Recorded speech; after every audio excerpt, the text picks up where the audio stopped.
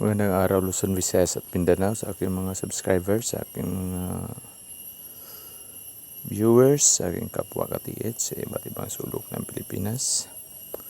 So ngayon mga ka-TH ay kunan natin ito ng direksyon. Itong bato na ito mga ka-TH na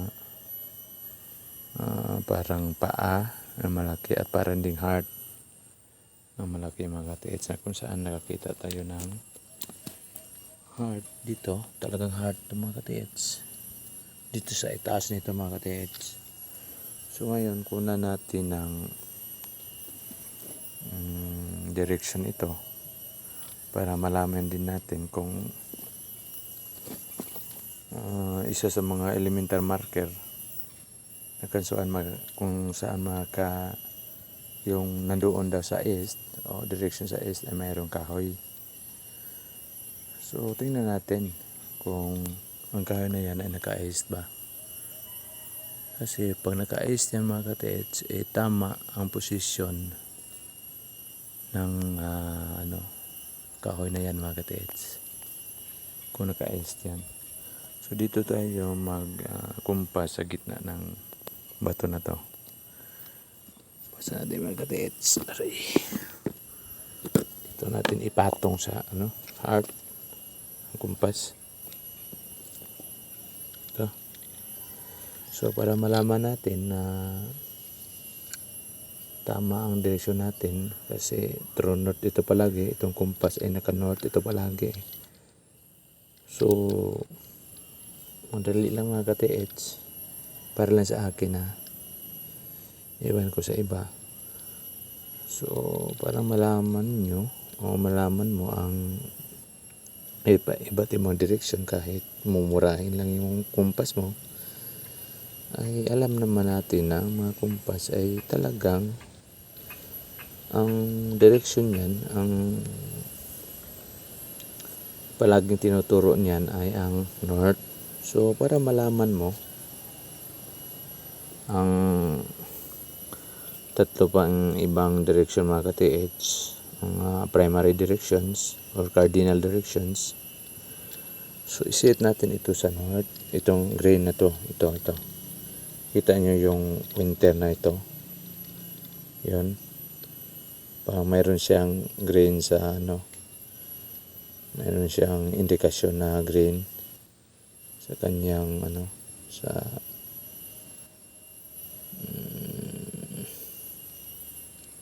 sa tumoy mas Bisaya, sa bandang huli mga ka-TH. So tingnan natin itong naka-green para malaman natin na tama ang direksyon natin. I-set natin, iligay natin ito sa north. Yan. Ilagay natin yan sa north.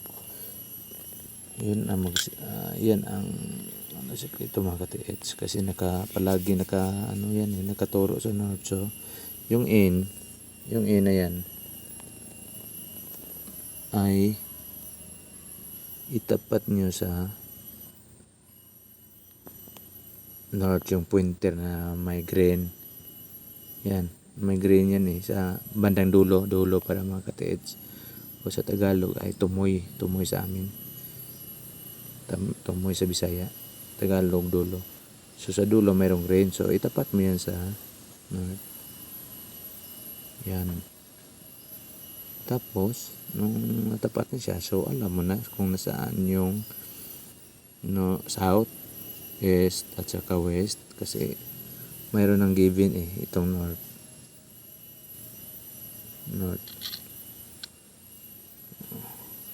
Yun.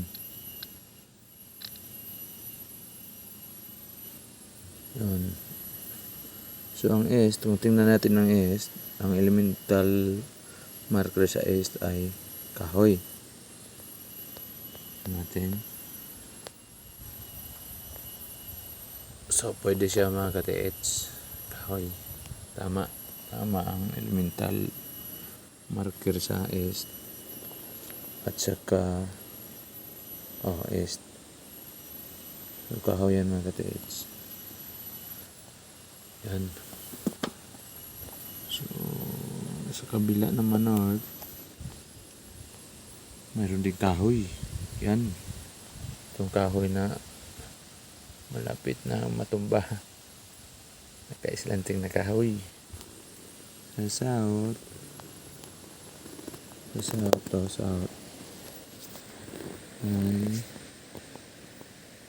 South. Saan tayo magkita na walang